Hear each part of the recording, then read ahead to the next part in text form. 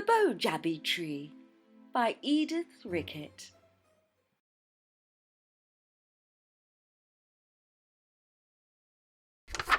Chapter 1. Robin Rat. In the land of all the beasts there was a great hunger. Some of the animals who were so hungry were Tabby Tiger, Bruno Bear, Katy Crocodile, Robin Rat, Pinky Pig, Giddy Goat, Tommy Tortoise, and many more than you could ever count in a year. They ran round the wood, here and there and everywhere, eating roots and twigs and any old scraps they could find. But they were still hungry. One day they came to a big tree full of fruit, but they could not eat it, for they did not know what it was. They sat down in a circle round the tree and said, "What can we do?" When they had thought a while, they said, "Let us send Robin Rat up the river to Leo our king and ask him what the fruit is and whether we may eat it."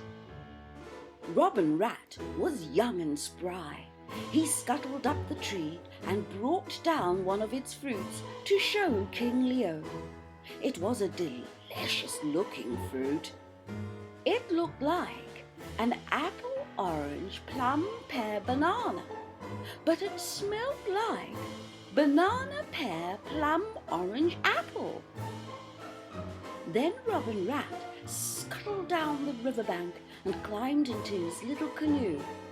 All the day and all the day he paddled and paddled and paddled up the river, and the great red sun dropped behind the trees.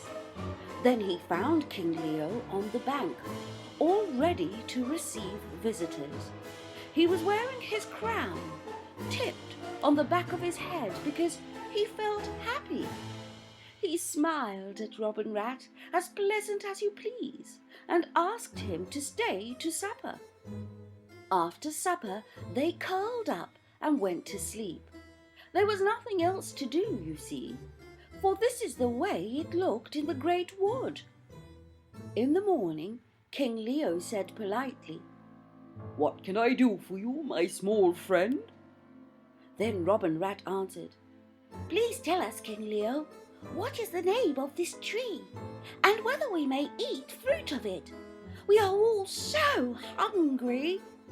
King Leo looked at the fruit that was like an apple, orange, pear, plum, banana, and he sniffed at the fruit that smelled like a banana, plum, pear, orange, apple. Then he said, "It is a good fruit. You may eat it. The name of the tree is BOJABI." Then Robin Rat hung his cap over his right ear and climbed into his little canoe.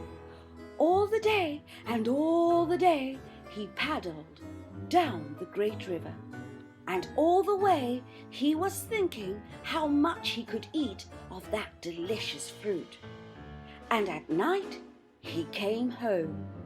All the beasts were waiting for him on the shore. He came up, whisking his paddle this way and that way through the water, just to show how well he could do it. "What is it, Robin Rat?" said all the beasts. "Tell us the name." They roared and howled and grunted and whined and shrieked and squealed, each in his own particular voice. "Oh," said Robin Rat, "I knew it a while ago, but now I have clean forgotten." Then all the beasts stepped into the water and upset Robin Rat's little canoe. They splashed and they spluttered and they splanked Robin Rat. Squeak, squeak, squeak, squeak, squeak, squeak. Nobody heard a word more from him that day. Chapter 2. Pinky Pig. But now all the beasts were hungrier still. They sat in a circle round the tree and thought a while. Then they said, "Let us send Pinky Pig to King Leo to ask the name of the tree. But Pinky Pig, do not forget it." Pinky Pig trotted away home, trip-trap, trip-trap, trip-trap. He put on his best blue coat and buttoned it up, though it squeezed him a little. Then he trotted trip-trap, trip-trap, trip-trap down to his little rowboat and took his oars to row up the big river. All the day and all the day he rowed and he rowed and he rowed up the big river, and the great red sun dropped behind the trees. Then he found King Leo on the bank, all ready to receive visitors. His crown was a little crooked because he had put it on in a hurry when he saw Pinky Pig coming. He smiled politely, but he did not invite Pinky Pig to stay to supper. "What can I do for you, my plump friend?" he asked. Pinky Pig showed him the fruit that looked like an apple, orange, pear, plum, banana, and smelled like a banana, plum, pear, orange, apple, and said, "Please, King Leo, we must know the name of this tree, or we cannot eat the fruit. Please be so kind as to tell us." Then King Leo said, "I have told Robin Rat. I will tell you. The name of the tree is BOJABI. Do not forget it." Pinky Pig trotted back to his rowboat, trip-trap, trip-trap, trip-trap. All the night and all the night he rowed and he rowed and he rowed until the oars dropped from his hands and the big river took the boat down itself. Pinky Pig curled up under the seat, and this is the sound that came from the boat.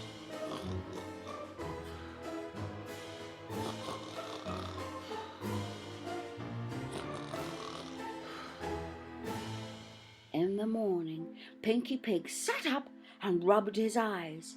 He was at home. All the beasts stood on the river bank looking at him. "What is it, Pinky Pig? Tell us the name!" They whistled and snarled and squealed and shrieked and whined and grunted and howled and roared, each in his own particular voice. "I know it," said Pinky Pig. Then he yawned. "I knew it last night," he said, "but I must have been asleep and forgotten it." That is the way he talked when he was yawning. Then all the beasts jumped into the river and smashed Pinky Pig's boat and his oars. They plunged about and they punched poor Pinky Pig and pounded him until he went plop, plop, plop into the water.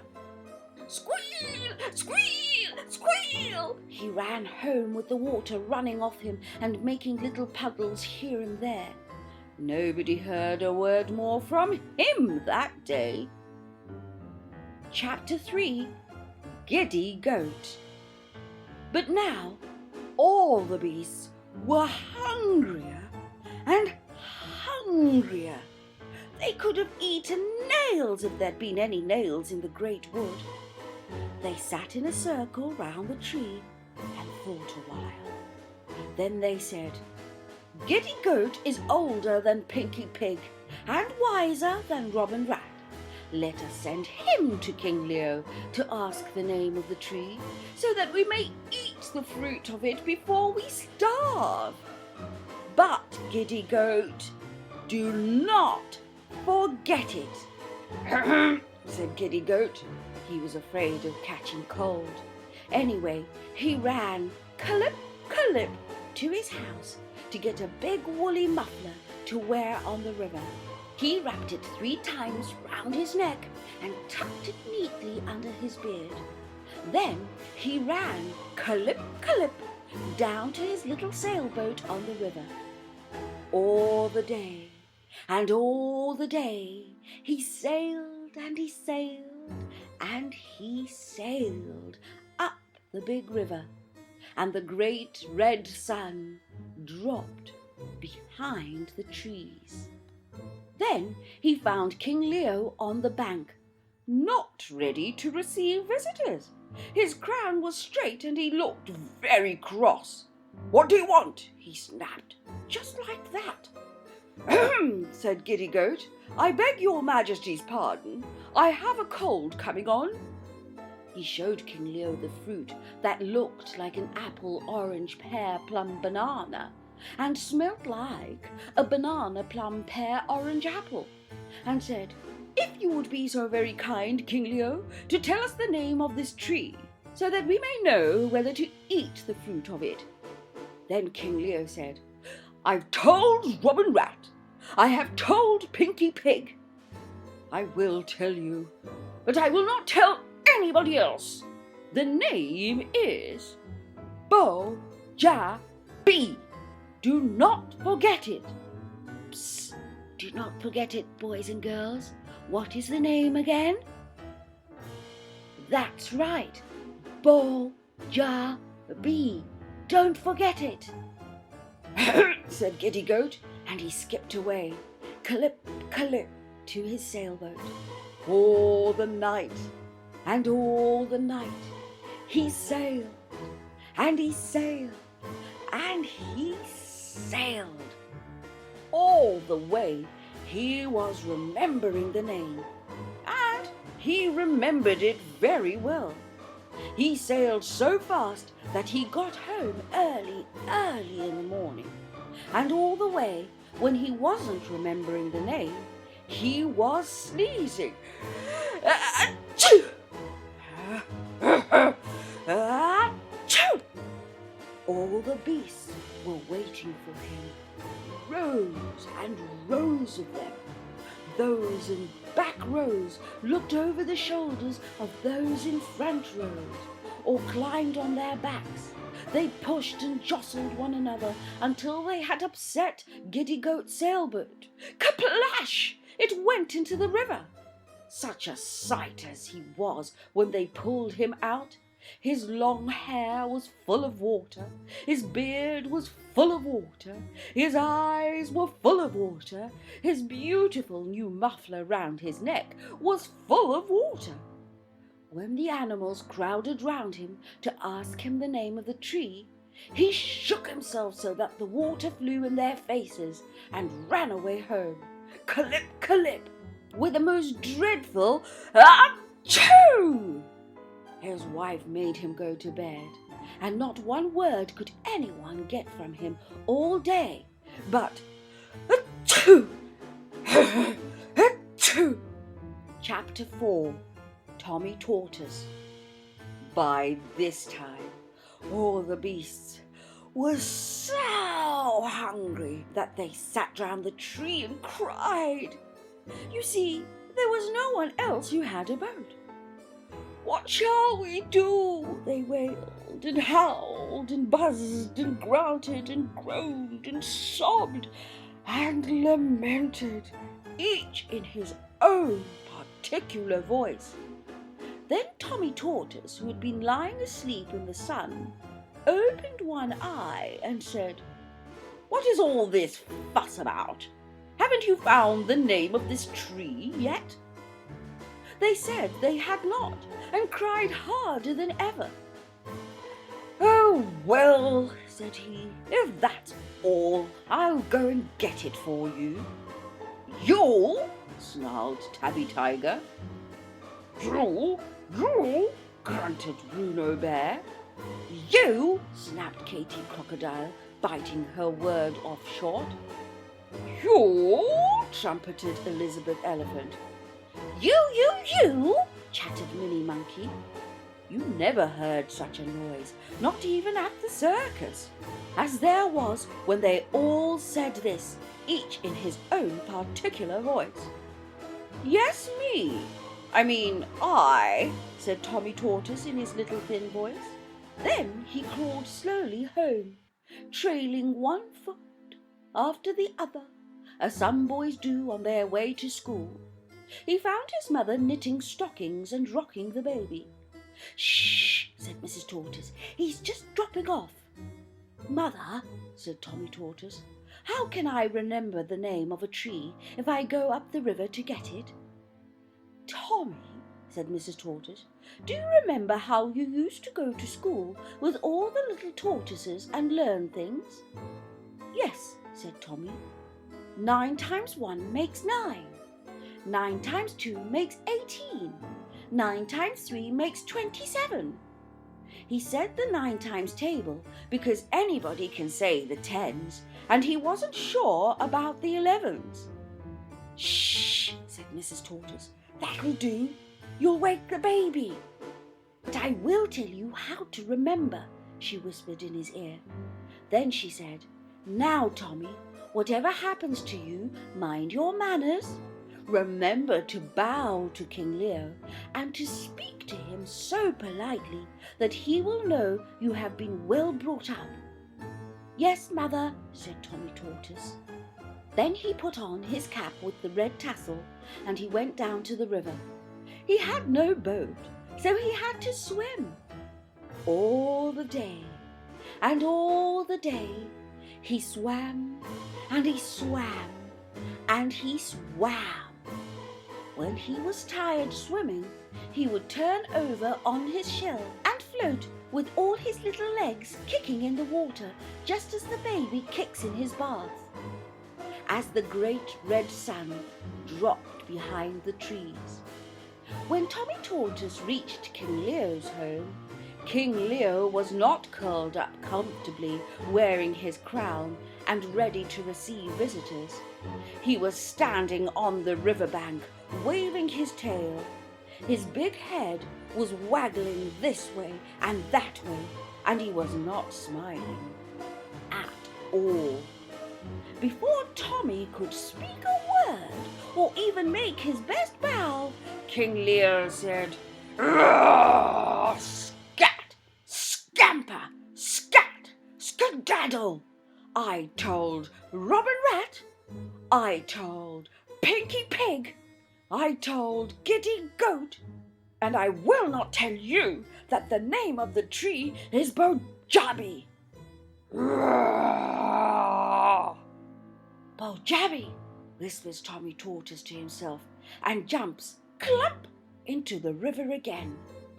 All the night and all the night he swam and he swam and he swam. But it was easy work to let the big river carry him on his back. All the night and all the night he made up a little song and sang it like this. "Oh, Robin Rat, what shall we eat? BOJABI, BOJABI, BOJABI. Oh, Pinky Pig, so fat and neat, BOJABI, BOJABI, BOJABI. Oh, Giddy Goat, so fast and fleet, BOJABI, BOJABI, BOJABI." Say it with me, children. "Oh, Humpy Hippo, hard to beat." Say it, children. BOJABI, BOJABI, BOJABI. Oh, Bruno Bear with clumsy feet, BOJABI, BOJABI, BOJABI. Oh, Katy Crocodile, here's a treat, BOJABI, BOJABI, BOJABI. Oh, Thomas Tortoise of Puddle Street, BOJABI, BOJABI, BOJABI. Oh, all the beasts, come quick and eat. Say it with me, children. BOJABI, BOJABI, BOJABI. And that was what his mother had taught him to do. All the beasts were lying on the bank of the river. Far away they heard the little voice of Tommy Tortoise singing his song. They pricked up their ears, looking this way and that way as they listened. And presently Tommy Tortoise came crawling up through the mud. "What is it?" they cried, each in his own particular voice. You would have thought that all the circuses in the world were there. Say it with me, children. BOJABI, said Tommy Tortoise, and crawled away home, without another word. That night, all the beasts had BOJABI for their supper, but Tommy Tortoise had cream with his. After that, all the beasts in the wood were never hungry. They could always eat BOJABI. They made Tommy Tortoise their king, for they said if he could remember the name of the BOJABI tree, he can do anything. And as far as I know, he is king of all the beasts in the great wood today. So don't forget it, children. What's the name of the tree again? BOJABI! That's right.